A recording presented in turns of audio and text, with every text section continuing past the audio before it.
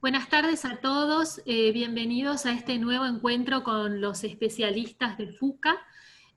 Hoy en el marco de estos encuentros y de esta campaña relacionada con el mes del cáncer de mama, vamos a hablar de imagenología mamaria, el tema de las imágenes y del diagnóstico, o sea, la relevancia, la importancia de las imágenes como elemento de diagnóstico del cáncer de mama.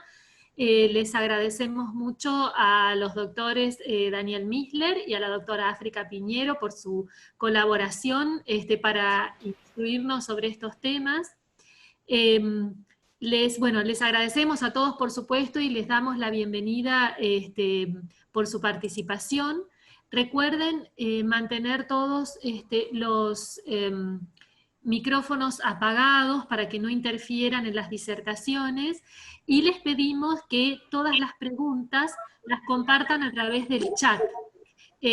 Nosotros, la idea que tenemos con estos encuentros es precisamente de que sean encuentros de preguntas y respuestas, o sea, los profesionales que nos acompañan están abiertos a responder todas sus consultas. Nos encanta que nos consulten y que puedan aprovechar estos momentos, por eso les llamamos precisamente encuentros con los especialistas de FUCA.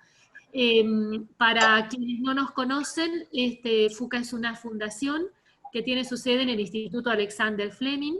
De hecho, los doctores que exponen son tanto el doctor Misler como la doctora Piñero, forman parte del equipo del Instituto Alexander Fleming, a quienes también de parte de FUCA es un agradecimiento al instituto por estas posibilidades que nos brindan. Nuestro objetivo como fundación es promover la educación en cáncer, por eso sostenemos un programa de becas para médicos que se están especializando en oncología y lo hacen en el Instituto Fleming. Y también tenemos aquí en el instituto un centro de investigaciones oncológicas, o sea, FUCA también investiga para lograr mejores tratamientos para el cáncer, y a través de estos encuentros y de muchas otras actividades nos interesa y cumplimos la misión de informar y educar a la comunidad.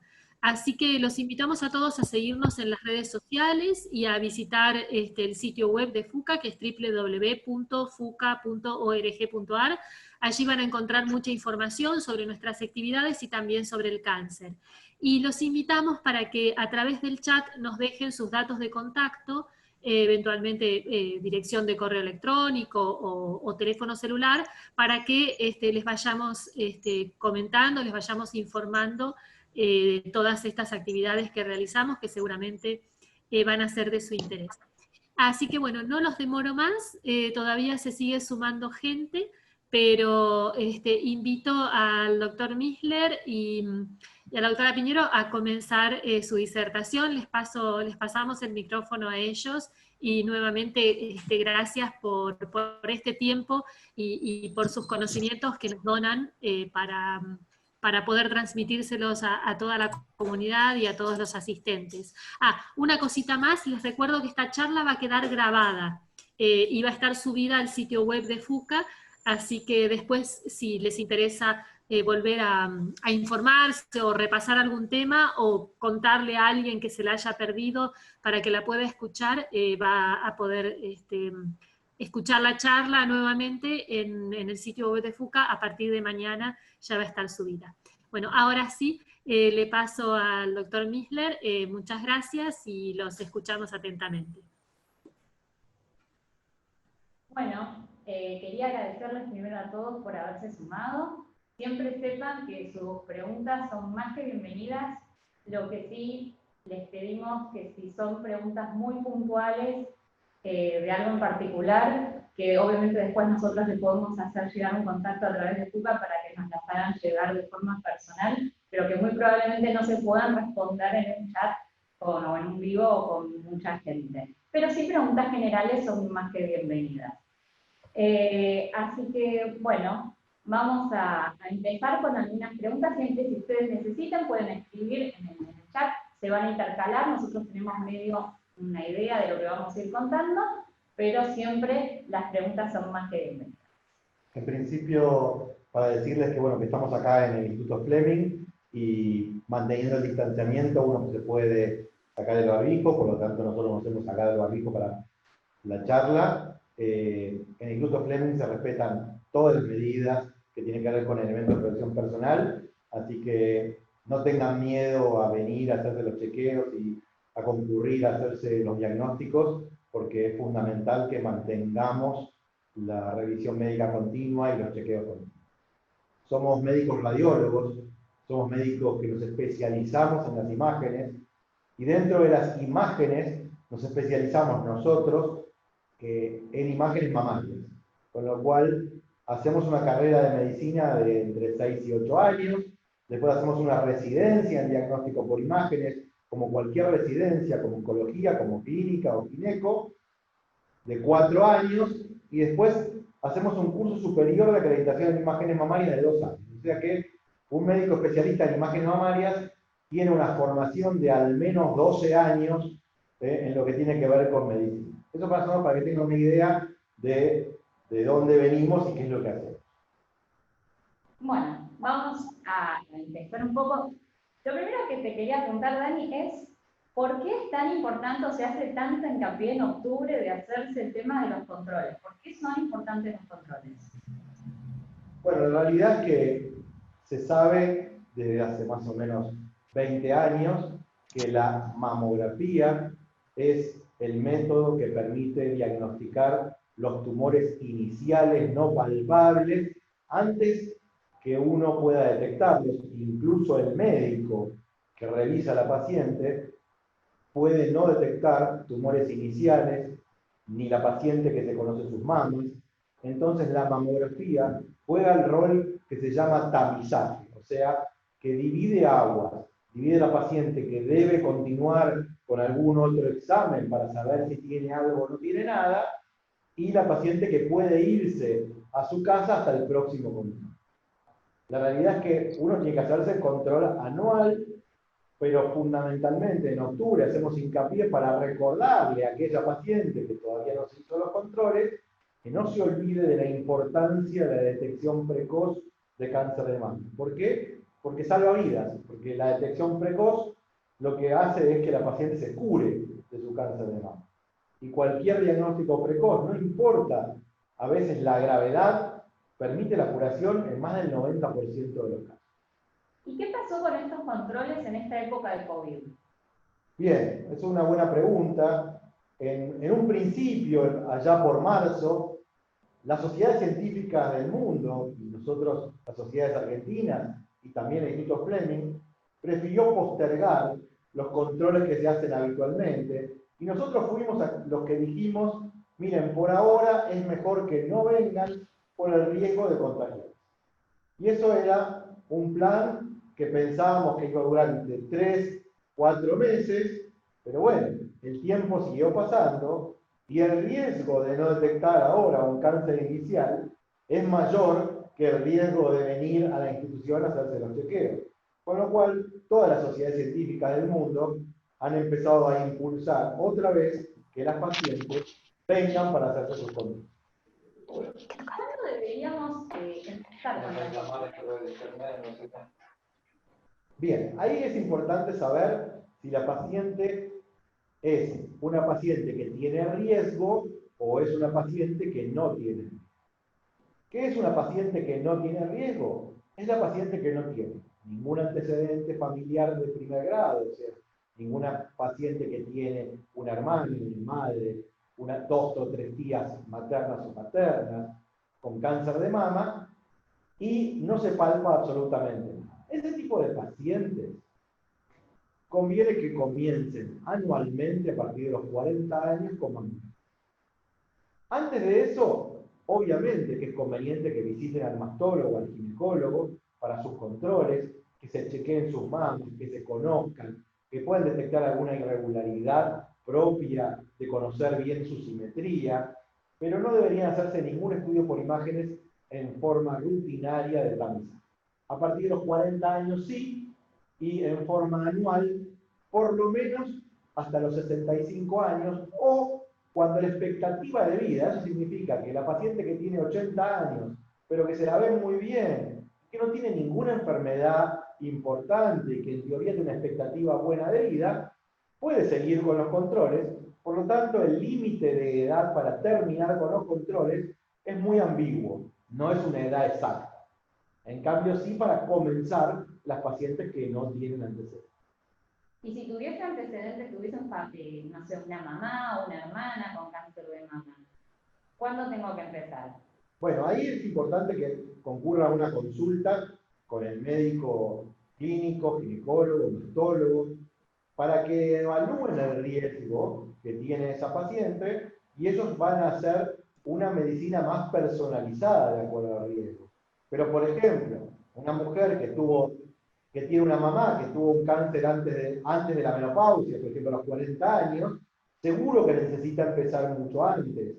Una mujer joven que, por ejemplo, se irradió el tórax por un linfoma, seguro que tiene que empezar mucho antes. Entonces va a depender. Si la paciente tiene algún riesgo o alguna duda, que se consulte a su médico especialista para ver cuándo conviene empezar. ¿Y cómo son los controles en este grupo de pacientes especiales? En este grupo de pacientes especiales, en general, se le agrega a la mamografía algún otro método de imagen. Que si es una paciente de muy alto riesgo, puede agregarse lo que se llama resonancia magnética mamaria. Pero obviamente es un estudio que no se le indica a todos los pacientes, sino a aquellos pacientes que tienen mayor riesgo que otros. Bueno, y te planteo esta situación. Si, por ejemplo, yo me operé de un cáncer de mama, después de operada del cáncer de mama, ¿cómo tienen que ser mis controles? Bien. Cuando uno se hace una cirugía conservadora, o sea que conserva la mama, o sea, se sacó el tumor y quizás el ganglio centinela o el ganglio de la axila, el control conviene empezarlo al año de que que terminó el tratamiento, o a los 6 meses de haber terminado la radioterapia. Y si hace mamografía, puede ser que a veces haya que agregar alguna imagen que se llama ampliación o focalización, que es como una lupa que se le agrega a la mamografía especialmente para poder estudiar bien la cicatriz. ¿Siempre que se pide eso es que hay algo malo? No, es solamente para poder estudiar bien la cicatriz. Nosotros necesitamos a veces evaluarla con mucho más detalle, dispersar mejor el tejido para poder de alguna manera visualizarlo con más nitidez. Las pacientes que se sometieron a radioterapia, la mama está más dura, es más difícil de comprimir, entonces a veces necesitamos agregar esos estudios. Y también a veces se necesita completar con ecografía, o en algún caso especial se requerirá una biopsia. Y si con él a mí me hicieron una mastectomía y me tienen que seguir haciendo mamografía de la mama operada. Si la mastectomía no tiene ningún tipo de reconstrucción, o sea, le quedó la mastectomía completa, en ese caso no hay que hacer absolutamente nada. Y si le hicieron una mastectomía, o sea, se sacó toda la mama, pero se puso una prótesis, tampoco se hace mamografía de esa mama.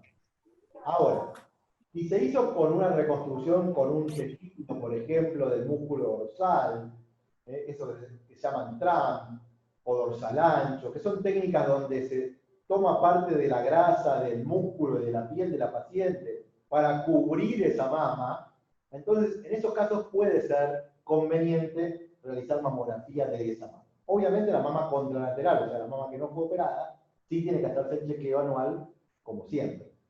Y si a mí me hicieron una mastectomía y me pusieron una prótesis, o si me puse prótesis, digamos, porque quería aumentar el tamaño de mis mamas o quería verlo mejor, ¿hay posibilidades de que la mamografía me rompa la prótesis?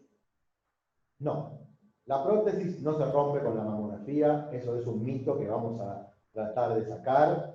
La prótesis es un elemento de gel viscoso que nosotros en general lo desplazamos para poder ver el tejido mamario, porque no queremos ver la prótesis, lo que queremos ver la mama, y muchas veces, la mayoría de veces intentamos que la prótesis no quede dentro de la exposición de la mamografía. Eso se llama maniobra de Eklund, que seguramente alguna vez lo habrán escuchado, o maniobra de desplazamiento del implante.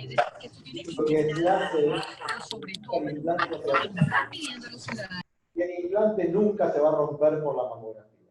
El implante es más duro que el tejido mamario, así que no habría manera de que eso pase. ¿Y la mamografía puede en sí causar cáncer? La mamografía no causa cáncer. O sea, dejemos aclarado ese tema. No tenga miedo de que la mamografía pueda dar cáncer. La posibilidad de que la radiación emitida en equipos controlados, validados, de producir un exceso de radiación para producir cáncer, prácticamente no existe. Es tan baja y tan mínima que se lo toma como que no tiene ningún riesgo. Bueno. Eso obviamente está avalado por la Sociedad Americana de Radiología, por la Sociedad Europea de Radiología. Lo que sí tienen que tener claro es que cuando uno va a un centro de mamografía, tiene que saber que es un centro que está de alguna manera avalado, acreditado, monitoreado, para que sepan que el equipo tiene que emitir la radiación que corresponde. Y si, por ejemplo, a mí me hicieron la mamografía y se ve todo bien, ¿por qué también me piden, y es una de las preguntas que hicieron acá las chicas en el chat, ¿por qué también me piden la ecografía? ¿O para qué sirve la ecografía si ya tengo la mamografía? La mamografía es un método que utiliza los rayos que atraviesan el tejido y provocan un tipo de imagen. La ecografía es un método que usa el sonido que se llama ultrasonido. Es un sonido que está por arriba de la frecuencia audible y también interacciona con el tejido mamario y produce una imagen. Como son dos estudios distintos que estimulan a la mama de dos maneras diferentes, producen resultados que pueden ser distintos. Por ejemplo, hagamos de cuenta que los sentidos del cuerpo. Yo con el tacto puedo tocar y sentir algo. Con el ojo no puedo sentir. Con el ojo puedo ver. Con el oído puedo escuchar. Entonces uno con eso va construyendo un diagnóstico. Pero cada uno utiliza la misma superficie, pero con diferentes sentidos. Esto es igual.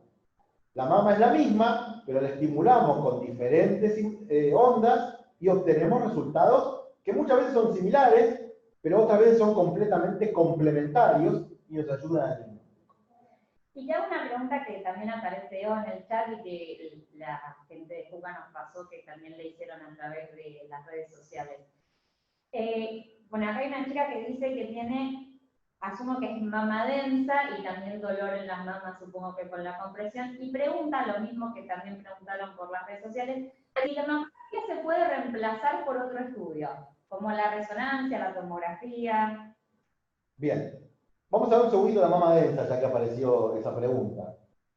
Hay mucha gente que ha escuchado... Bueno, ella dijo displásicas en realidad, por eso yo lo cambié. Bueno. A veces puede aclarar. Quizás han escuchado, yo tengo mama densa, a mí me dijeron que tengo una mama densa y que tengo más riesgo.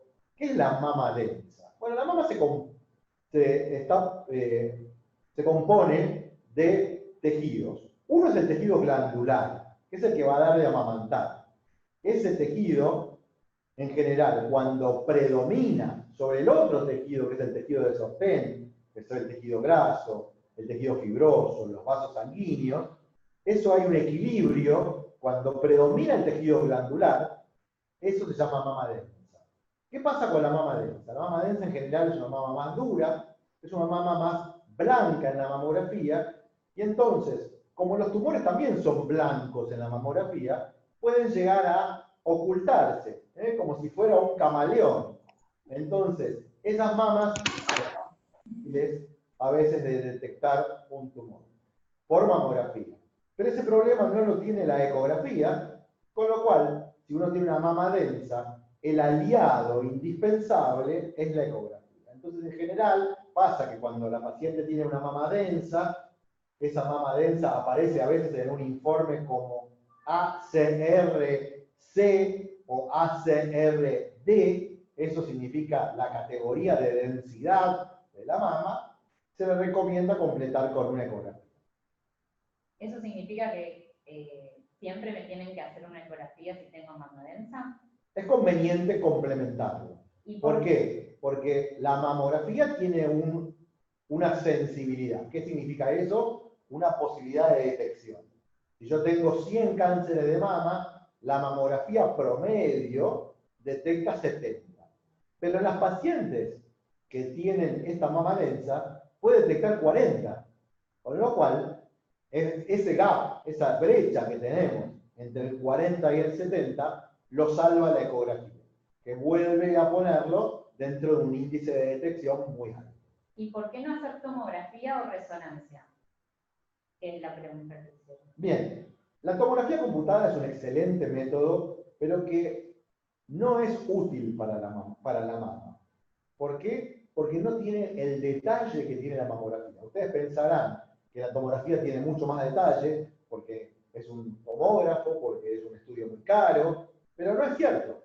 La realidad es que la tomografía tiene una resolución, o sea, la posibilidad de ver lesiones, que es mucho mayor en la mamografía que en la tomografía.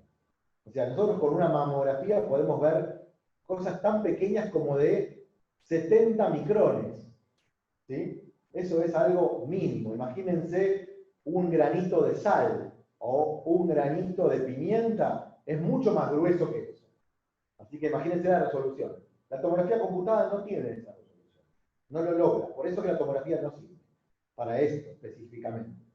La resonancia es un método sumamente útil, pero que está indicado para cierto tipo de pacientes. En el futuro no sabemos si la resonancia va a ser el método diagnóstico de tamizaje. Hoy por hoy no. ¿Por qué? Porque la resonancia no está disponible en todos lados, porque la resonancia es un método muy caro, porque la resonancia tiene lo que llamamos falsos positivos, ¿sí?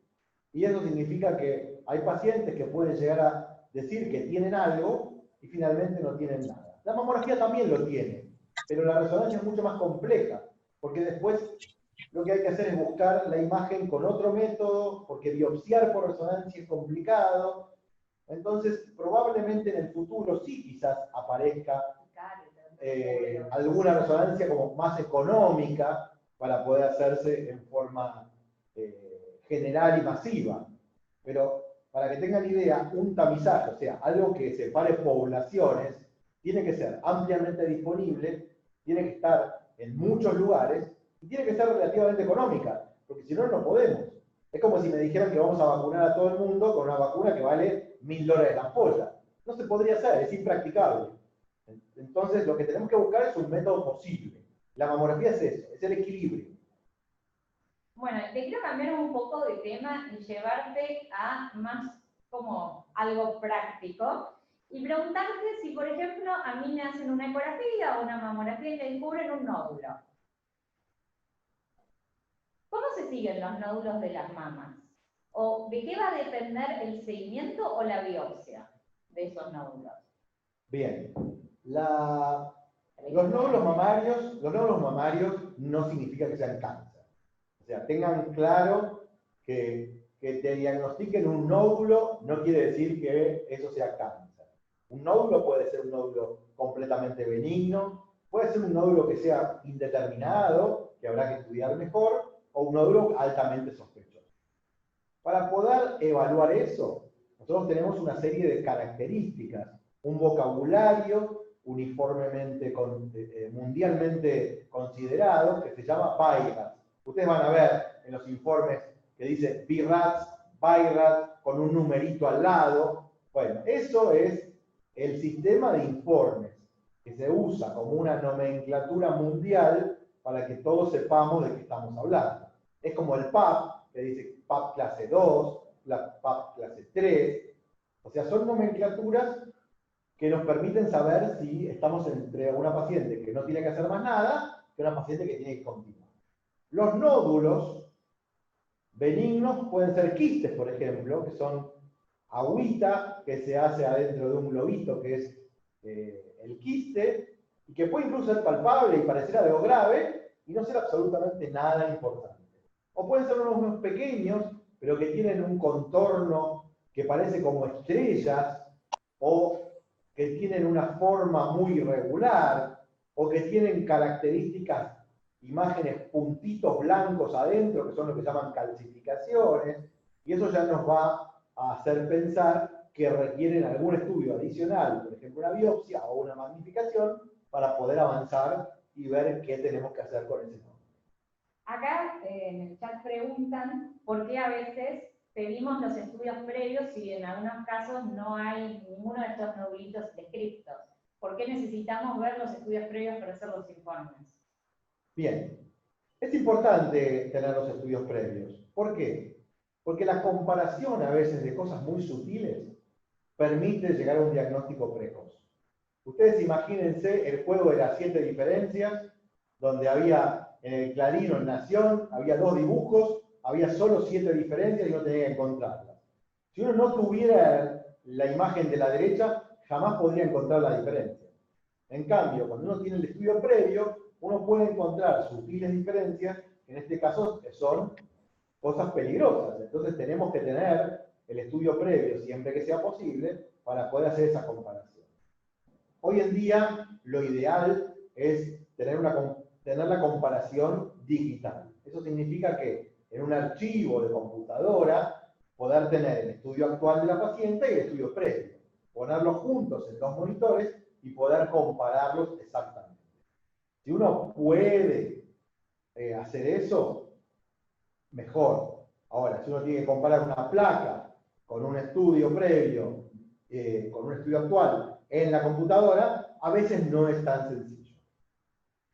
Te hago una consulta. Si, por ejemplo, a mí me descubrieron un nódulito y me lo biopsiaron, y ese nódulo terminó siendo un resultado benigno, ¿hay posibilidades de que se transforme a ser algo maligno? Bien, esa es una pregunta bastante habitual. Los nódulos benignos que se biopsiaron y son benignos, siempre van a ser benignos. No existe la posibilidad de que un nódulo benigno se transforme, como preguntan, ¿sí? No se transforma nada en algo malo. Pero tengan en cuenta una cosa, la mama normal se transforma algún día en un cáncer. O sea que cualquier tejido tiene potencialmente la posibilidad de convertirse en un cáncer. Incluso un nódulo benigno. Pero eso no significa que tener un nódulo benigno tenga riesgo de tener cáncer de mama. De hecho, un nódulo benigno, por ejemplo un fibroadenoma, la posibilidad de malignizarse es menos que la de una mama normal. ¿Y cuándo deberían, si me dio benigno, cuánto tiempo me lo debería controlar antes o espero recién al año para controlármelo? Si yo tengo un nódulo que estoy muy seguro que es benigno y le pongo lo que dice en el BRADS el número 3, eso significa que de cada 100 nódulos, 98 de esos nódulos van a ser seguro benignos, lo puedo controlar a los 6 meses. Y después de los 6 meses lo vuelvo a ver y en general a esos 6 meses lo controlo al año y después lo controlo así hasta 2 o 3 años. Lo que se llama estabilidad de la imagen. Cuando logro que la imagen esté estable durante 2 o 3 años, uno puede asegurar que ese nódulo es completamente benigno en un 100% de los casos. Ahora, ¿qué pasa con los pacientes que tienen un nódulo que fue biopsiado? Si el nódulo ya fue biopsiado, ya no es necesario el control a los 6 meses para saber si ese nódulo es benigno, porque ya lo biopsiamos. En general uno hace un primer control a los 6 meses de todas maneras para ver si el nódulo aumentó de tamaño y para poder descartar lo que nosotros llamamos falsos negativos. ¿Qué significa? Significa que a pesar de que hicimos todo bien, vimos el nódulo, lo biopsiamos, obtuvimos un diagnóstico benigno, existe una mínima posibilidad de que la aguja no haya pasado por tejido enfermo y solamente pasó por tejido sano, y esa mínima posibilidad, que no es más que el 1%, conviene entonces hacer un control a los 6 meses, aunque haya sido un nódulo benigno, para certificar de que no haya ningún cambio. Y después uno ya se queda tranquilo. Y si, por ejemplo, me biopsiaron y el resultado fue malo, ¿hay posibilidad de que la biopsia disemine el cáncer? Bueno, eso también es un mito que lleva 30 años y la realidad es que no. No existe la diseminación por la aguja. O sea, si yo le hago una biopsia a un paciente de un cáncer de mama, el cáncer no explota, ni se disemina, ni se dispersa en la mama o en el cuerpo, porque uno de alguna manera violó al tumor. O sea, que de alguna manera ese tumor que estaba encerradito y encapsulado yo lo liberé. No, eso no existe aquí. El tumor que se expandió ya se expandió y no hay ninguna posibilidad de que nuestra aguja pueda diseminar la enfermedad. Y después de que apenas terminamos la biopsia, ahora voy a releer las preguntas que tenemos. Después de que apenas terminó la biopsia, ustedes, o bueno, en realidad nosotros, pero ¿podemos decir algo o adelantar algún resultado? Bueno, eso también es una pregunta bastante frecuente que hacen las pacientes una vez que termino la biopsia. Bueno, doctor, ¿qué vio? ¿Me puede decir algo? ¿Me puede adelantar algo? Yo entiendo la angustia, pero también ustedes tienen que pensar que si yo pudiera hacer magia, la haría. No hay ninguna manera de que nosotros podamos hacer un diagnóstico una vez terminada la biopsia. Lo que sí podemos decirles es que el resultado va a alcanzar para que el patólogo después pueda obtener resultados definitivos. A veces tenemos más sospechas que otras, pero no sería ético que yo le diga, señora, váyase tranquila, y de repente que después en el estudio le salga algo. Con lo cual, no es bueno que uno le adelante algo. Por lo tanto, tengan un poco de paciencia, nosotros aceleramos lo más posible los resultados, pero siempre es bueno tener resultados finales. Bueno, voy a tener un par de preguntas acá y después sigo con las que nosotros sabemos planeando. ¿Qué son?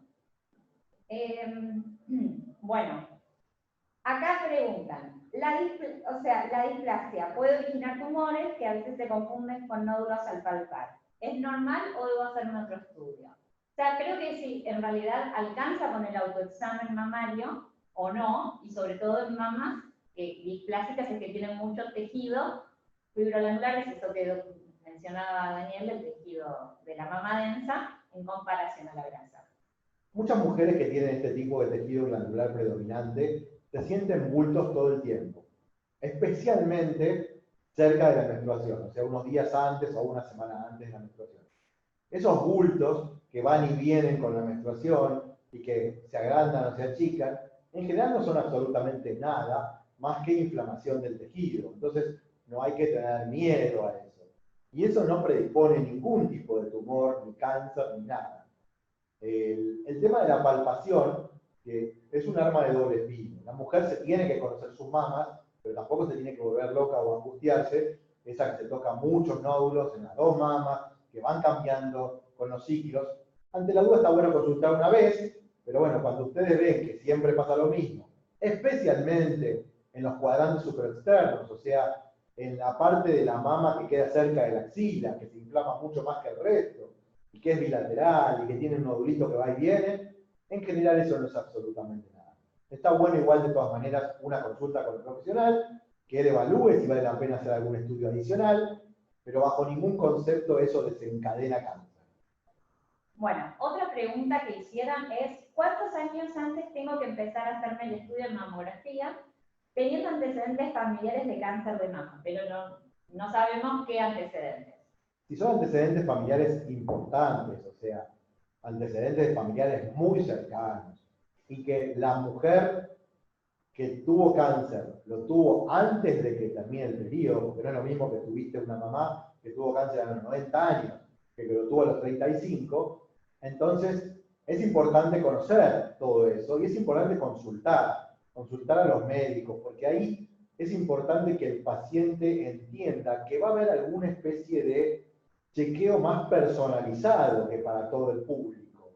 Es como que yo vaya a una agencia de seguros y compre un seguro enlatado y digo, no, pero mire, yo tengo este problema, mi casa está al lado de un lugar que hay incendios todo el tiempo. Bueno, la verdad que el seguro no va a ser el mismo para usted. Tenemos que buscar un seguro que le asegure el incendio. Y yo vivo en un lugar donde hay granizo, o yo vivo en un lugar que nieva todo el tiempo. Bueno, ahí las particularidades de cada paciente las tienen que evaluar los profesionales, especialmente los que se dedican a la mama, que son los mastólogos o los genetistas, que van a hacer lo que se llama a veces un familigrama, que es un estudio donde van a poder evaluar el riesgo de esa paciente. Y ahí establecer cuándo empezar los controles.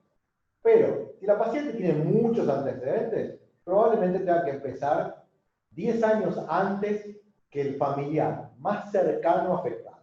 Eso sería como una regla, pero no significa que sea siempre así. Bueno, y te hago, a ver, un par de preguntas más. Preguntan qué hay de cierto con eso de que los tumores no duelen.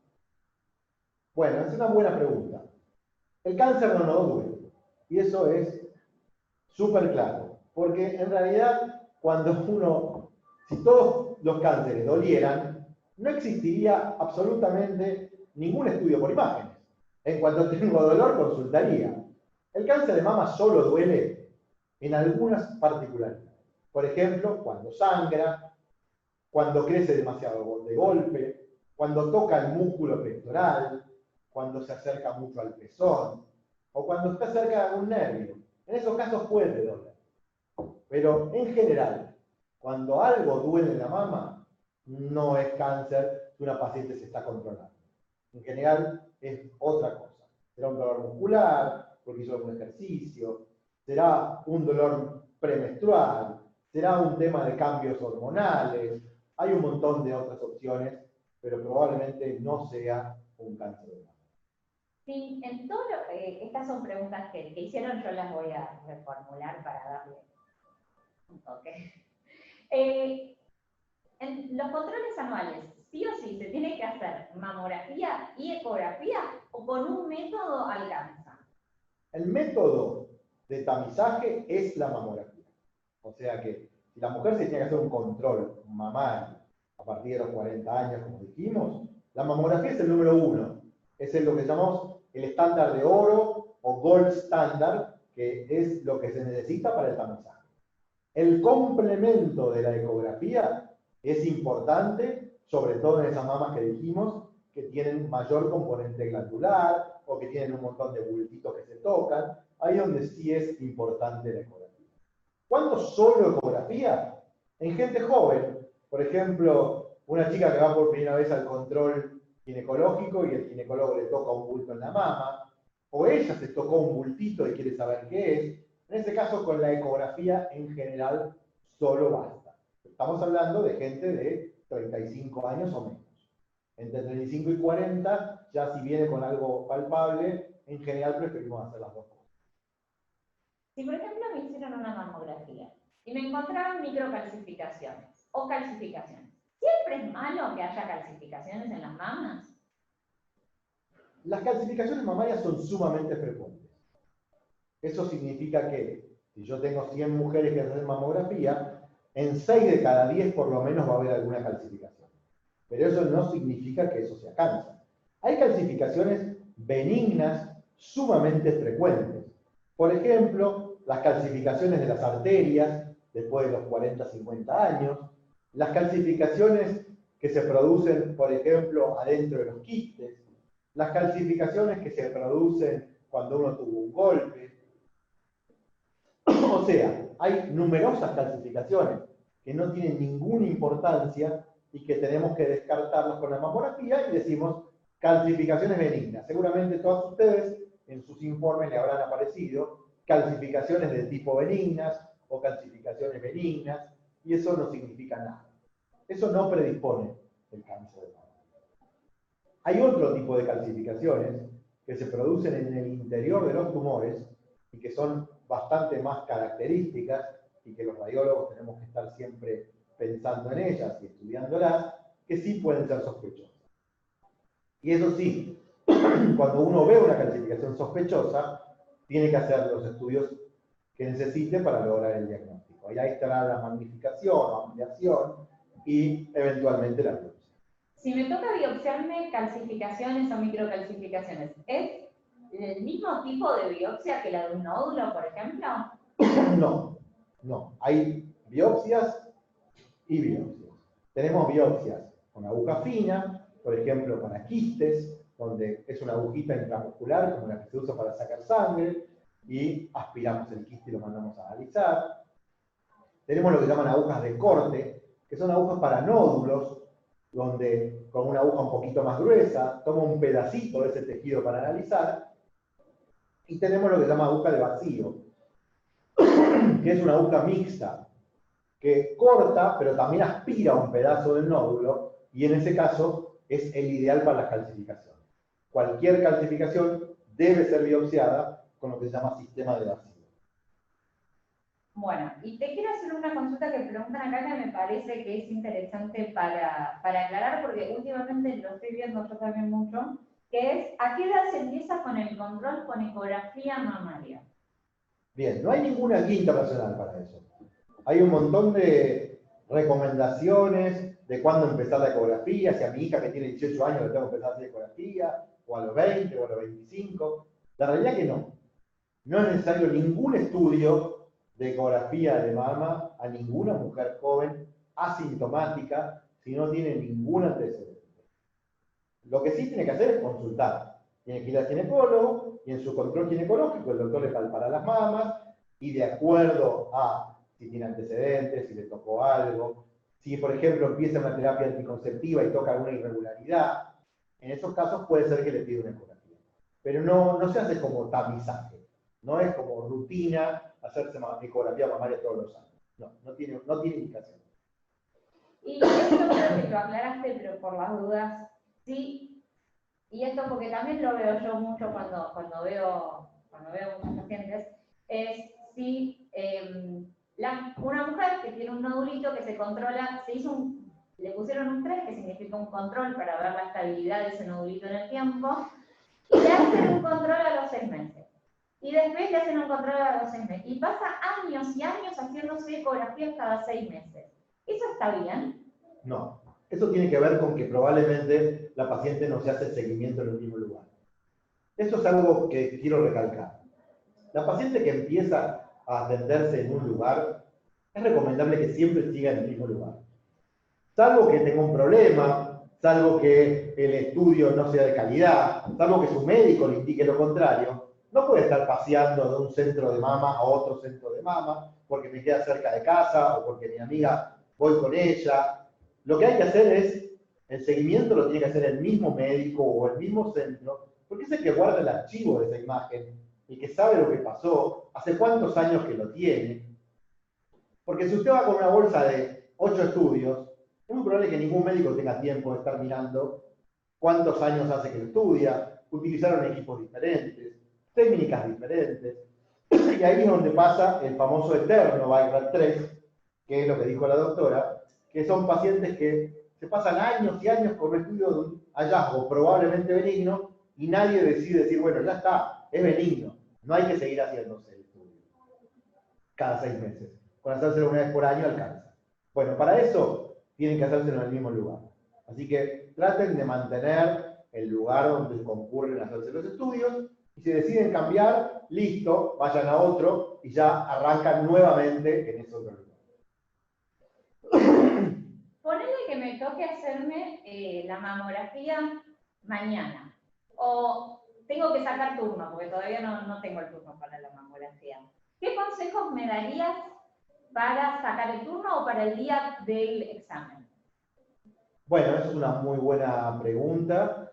En general, lo conveniente es que si la mujer menstrua, se haga el estudio inmediatamente por menstruar. O sea que tome el turno sabiendo que en el medio se va a tener la menstruación y en los siguientes días de la menstruación la mama va a estar mucho más liviana, menos inflamada, menos molesta y entonces se va a poder comprimir con menos molestia para la paciente y lo ideal es que se haga y vaya con un corpiño cómodo.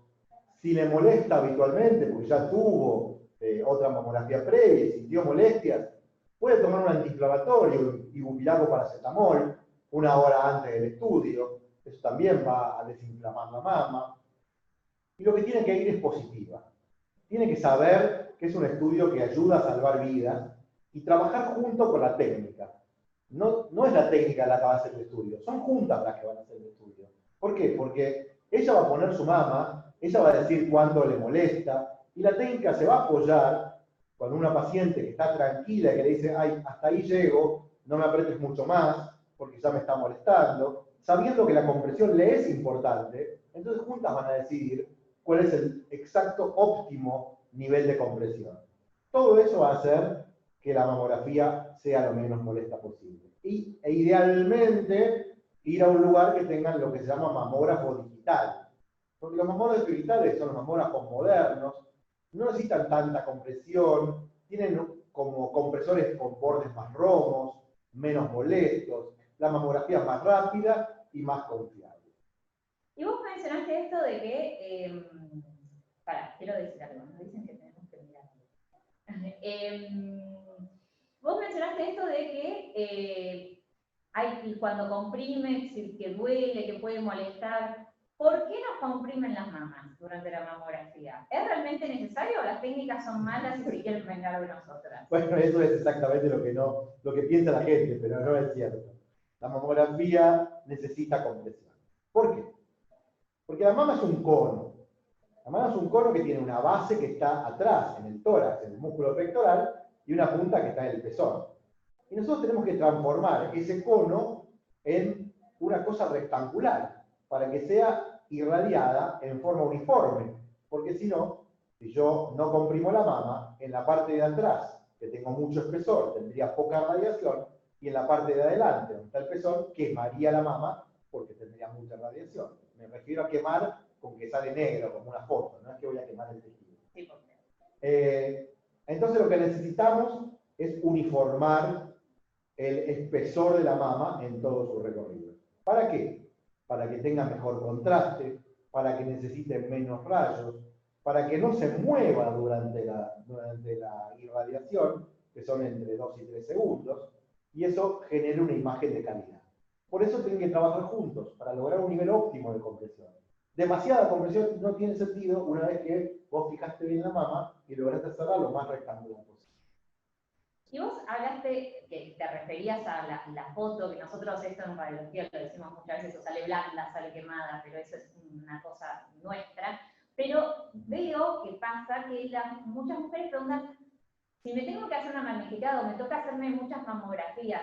La mamografía puede, por la radiación, generarme cáncer. ¿Tengo que pedir un protector tiroideo para hacerme el estudio? No. Otro mito. Cáncer de mama y mamografía, cáncer de tiroides y mamografía.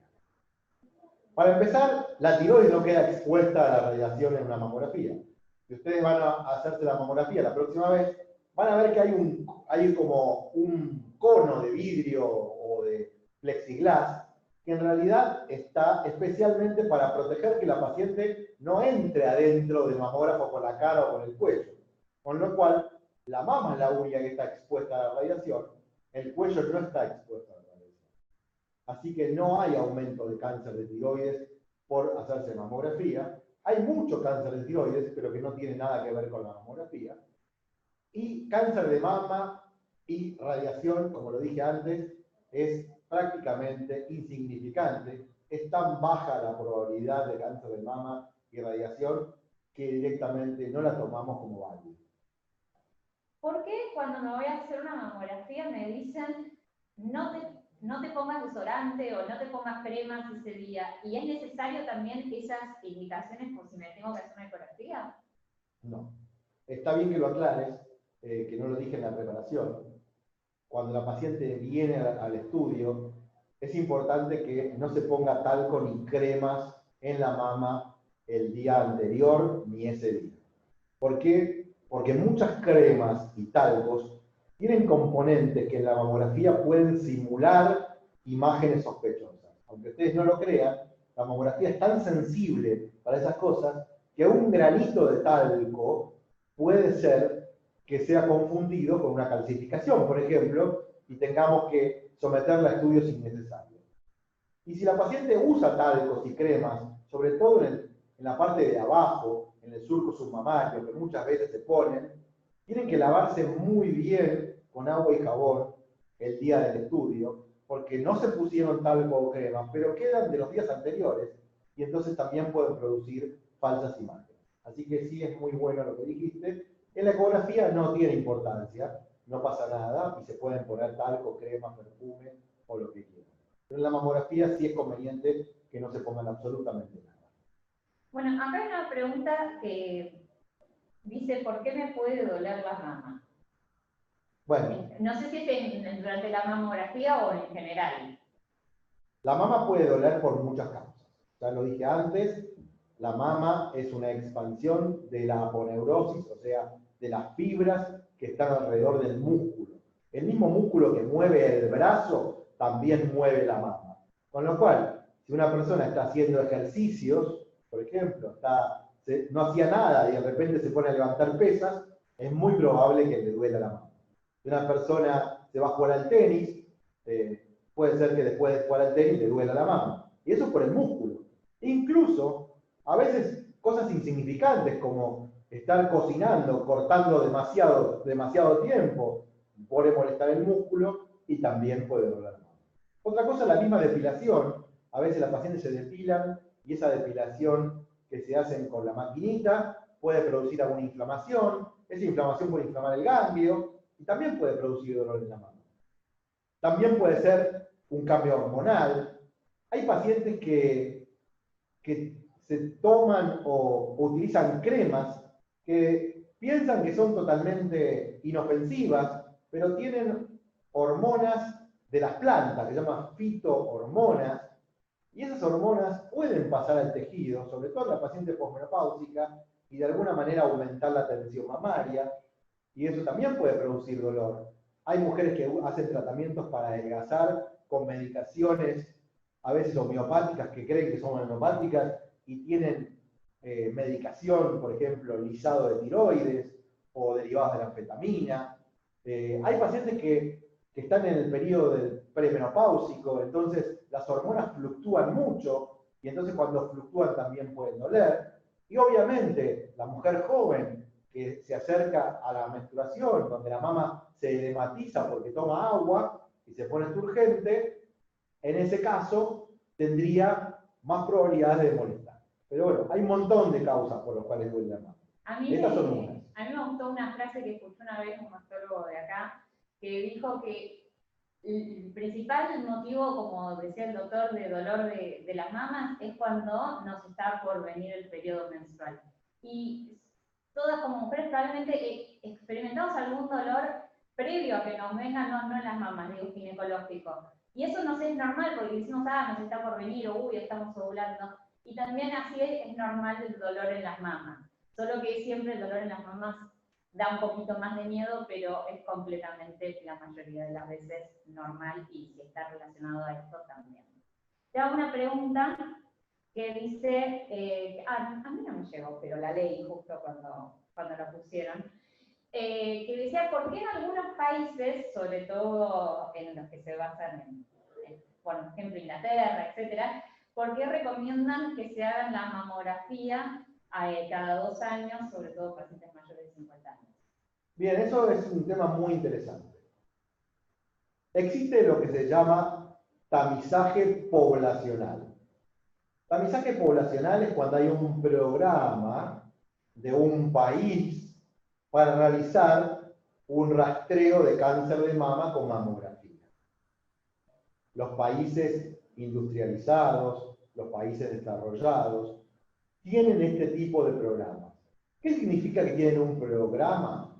Significa que el Estado paga para que las pacientes se realicen la mamografía y entonces les llega una carta, les llega un mail, les avisan que tiene turno para un estudio, que es completamente sin cargo, para poder rastrear cáncer de mama inicial. En nuestro país no hay ningún programa de detección poblacional a nivel nacional de cáncer de mama. Por lo tanto, nosotros no tenemos ese tipo de programa de rastreo de cáncer. ¿Qué pasa?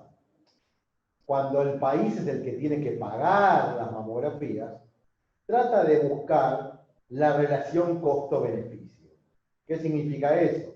Que si pudiera y alcanzar el dinero, probablemente la harían cada año y medio o cada año, pero no les alcanza el dinero para poder hacerlo todos los años. Entonces, lo que logran es lo más óptimo para ese tipo de población, que es intentar rastrear en 2 años a toda la población para poder encontrar los cánceres iniciales. Ellos saben que va a haber algunos cánceres que se llaman de intervalo, que son los que se aparecen entre uno y otro estudio, que no lo van a diagnosticar, pero en la estadística les baja la cantidad de muertes y les aumenta la detección de cáncer. Idealmente, si fuera posible, sería ideal hacer una mamografía por año. Y eso es lo que recomiendan las sociedades científicas, que son las que analizan evidencia científica. Los países después utilizan esa evidencia científica y definen cuál es el mejor programa. Y lo otro es el tamizaje de consultorio, que es el que hacemos nosotros. Ustedes van al médico, el médico les pide la mamografía, ustedes tienen su prepaga o su obra social que le cubre la mamografía, entonces, de acuerdo a ese programa, que no es un programa nacional, sino que es de consultorio, ustedes realizan una mamografía anual que tiene la gran ventaja de que disminuye la cantidad de cáncer de intervalo, o sea, la posibilidad de no encontrar un cáncer entre una mamografía y otra. ¿Cuál es lo óptimo? Lo posible para cada país. Por eso que hay recomendaciones de año y medio, hay recomendaciones de 2 años, y en nuestro país nuestra recomendación desde el Ministerio de Salud es cada 2 años, pero no hay ningún tamizaje poblacional ni programa de país. Acá hacen una pregunta, pero me parece que es más para las chicas de FUCA que dicen si se puede hacer una charla eventualmente de linfedema y posmastectomía. ¿Nosotros podemos detectar algo del linfedema con la ecografía? El linfedema se produce en general cuando la paciente tiene una cirugía importante de la axila y se irradia la zona de la axila. Entonces, lo que tenemos que tratar es de minimizar la cirugía axilar. Por eso necesitamos el diagnóstico precoz, por eso necesitamos hacer los tratamientos precoces, por eso se utiliza lo que se llama técnica de cambio centinela, cuando es posible, para evitar los linfedemas, que son bastante molestos, a veces son más molestos que la cirugía de la mama. Pero sí, yo creo que no va a haber ningún problema que algún día Gabriela organice una charla sobre linfedema, así que quedamos a disposición. Bueno, yo creo que estamos. No sé si alguna de ustedes tienen alguna otra pregunta o algo que les interesaría. Si querés, fíjate en el chat a ver qué hay. Sí, es lo que no estoy fijando. Porque lo tengo abierto acá. Ah, okay. No, si no yo no leo desde tan lejos. Se me leo. Sí. Bueno, si no hay muchas más preguntas. Ah, pará, sí, hay una. A ver. Te agarraron justo. Mastitis son mejorías las biopsias. ¿Cómo? No entiendo muy bien la pregunta. ¿Viste? Mastitis. Gracias a vos, Esther. Gracias, Claudia. Ay, acá nos están agradeciendo. Bueno, en realidad a vos, haciéndote.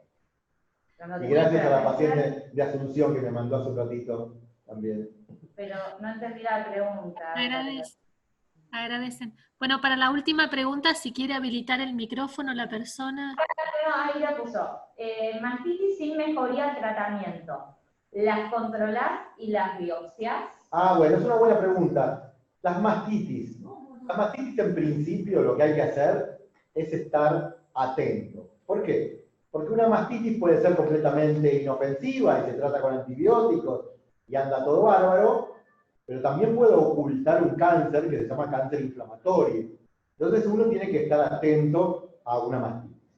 Cualquier paciente que note una inflamación, dolor, tumefacción, eritema, o sea que se ponga roja la mama, tiene que consultar. Y cuando le hacemos los estudios, los radiólogos le vamos a poner que tiene que hacerse un nuevo control una vez que se cure de la mastitis o a los 30 días del tratamiento con antibióticos. ¿Por qué? Porque justamente lo que queremos es estar seguros que solo fue una mastitis. A veces la mastitis necesita una biopsia. ¿Por qué? Porque ocultan una lesión que está debajo de la mastitis y nosotros queremos estar seguros que no es un cáncer. Y también a veces lo que tenemos que hacer es drenarla. O sea, tenemos esa paciente que viene como un quiste, que es un absceso, o sea, es un quiste con contenido infectado. Nosotros podemos con una aguja aspirarlo completamente, lavarlo y después mandarlo a cultivo, darle el antibiótico y ver si la paciente mejora, y eso muchas veces evita la cirugía o por lo menos hace que la cirugía sea una cirugía menor. Hay veces que no lo logramos, depende del tipo de lesión, depende del bicho que tenga, si el germen es un germen muy agresivo, pero en todos casos es importante hacerse el estudio para ver si hay algo más que la mastitis. Sí, Vanessa, hacé la pregunta. ¿Cómo estás? Si querés usar el micrófono, sacá el micrófono. Ahí Hola, hola, un segundo nada más a todos y a todas. Te quería preguntar, doctor, por la biopsia líquida, porque justamente hice una nota y me decían que, bueno, en principio se utiliza como método la biopsia sólida, y en qué caso, en el cáncer de mama, se utiliza la biopsia líquida. No, biopsias líquidas en cáncer de mama por ahora no estamos utilizando Ah, ok. actualmente. Nosotros utilizamos las biopsias sólidas. En el futuro veremos qué pasa. Pero hoy en día para el diagnóstico de un nódulo se utiliza la biopsia con aguja de escoba. Ok, bárbaro. Muchas gracias. No, en el futuro probablemente se utilice, pero ahora, por ahora, estamos en En ningún país se utiliza, perdón, quizás los demás, o quizás vos querés explicar qué es la biopsia líquida, que es a través de la sangre. Sé de la charla. Ok, no, porque, Para perdón, otro. pero No, hoy vamos a justamente hice complicar una nota y le pregunté a un doctor, porque estaba focalizado más en cáncer de pulmón y en el de colon. Y le digo, pero en el de mama también se puede hacer, entonces él me dijo que sí, y a mí me había quedado la duda, entonces por eso sé que vos sos el especialista, entonces por ahora en mama no. Por ahora no hay suficiente evidencia. Hay que esperar un poco. Seguramente en los próximos años vamos a poder hablar del tema. Genial, gracias, perdón. No, por favor. tengo dos preguntas para hacerte, Dani. Primero, cuando tengo más de 3 nódulos sólidos en ambas mamas, ¿se deben controlar anualmente? Si tenés 3 nódulos que parecen benignos, 2 en una mama y uno en otro, y es una mujer joven, no es necesario controlar anualmente la mama como siempre, y de paso controlar el nódulo que no crezca, si es suficiente. No se necesita más que eso. Perfecto. Y dicen, el martes me hacen una cirugía para sacarme un tumor que creció de la nada en 8 meses, porque mi ginecólogo me dijo que era buena, pero mi mastólogo cree que es dudoso. Ella comenta esta situación. Bueno, lo mismo que hablamos al principio. Los casos particulares los podemos analizar en forma particular, pero en general, hoy nadie opera a un paciente sin diagnóstico. Lo ideal es tener el diagnóstico de lo que va a operar. Yo no conozco el caso, no sé si ya le hicieron una biopsia o no le hicieron Tal vez lo que le está haciendo es una biopsia radioquirúrgica. Tal vez le hicieron una biopsia y tiene un diagnóstico dudoso. No, tendríamos que estudiar el caso. Si querés por privado, te lo podemos conversar. Bueno, yo creo que esto es todo. Mucha gente que te agradece tu tiempo, que dice que sos muy claro. Ah, bueno, hay una más. ¿Cómo me engañan? Por privado me pregunta María Luz Fernández. Bueno, no sé, donde quieran, si querés, yo puedo pasar el Instagram, pero... ¿Podemos pasar el Instagram de la doctora para este caso especial? ¿Para que le conteste por privado? ¿Sí? Se llama @saberdemamas. Escribime un mensaje privado, decime que estuviste en la charla de FUCA y lo vemos en conjunto con el doctor también. Bueno, pero hay una pregunta. Sí, también pueden, en el mismo chat de la charla, hay una manera de mandar un mensaje por privado. Pongan el mensaje solo al anfitrión en el chat, y en lugar de que lo ven todos, lo vemos solo los anfitriones y después se lo pasamos al doctor. O a la doctora. Bueno, quiero hacer esta pregunta de Sandra, que dice, en mama densa, si veo en ecografía un área heterogénea palpable, la biopsia, ¿puede dar tejido fibroglandular? Sí. En general, las mamas densas, donde le hacemos una ecografía y le encontramos algo que sea distinto del tejido normal, hay que biopsiar. Pero muchas veces, mujeres jóvenes tienen alteraciones del tejido que no son nada más que tejido glandular inflamado, patología benigna, hay un montón de patología benigna que puede simular una imagen. Pero es palpable, con lo cual es importante, cuando es palpable, hacerla bien.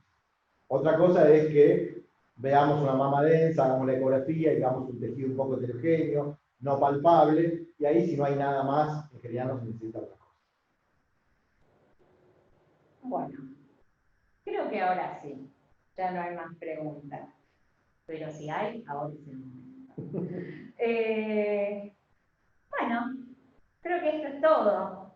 Bueno, muchísimas gracias a todos, la verdad nos interesa siempre que se difundan estas actividades, más que nada porque es fundamental que la paciente que no se haga el control venga a hacerse el control o vaya a cualquier centro que haga mamografía. Hay que hablar con sus amigas, con sus conocidas, con sus familiares, que tienen que hacerse los estudios, que no tengan miedo, que no se toquen nada, no significa que no tengan cáncer. Así que es fundamental que esto sirva para concientizar. Y para eso es que hacemos esta charla. Y para sacar todas las dudas, y ustedes también puedan de alguna manera, en estas charlas con sus amigas, explicar estas cosas que a veces no saben bien cómo manifestarlas. Qué bueno, qué bueno, doctor. Muchísimas gracias. Fundamental este cierre que nos estás dando.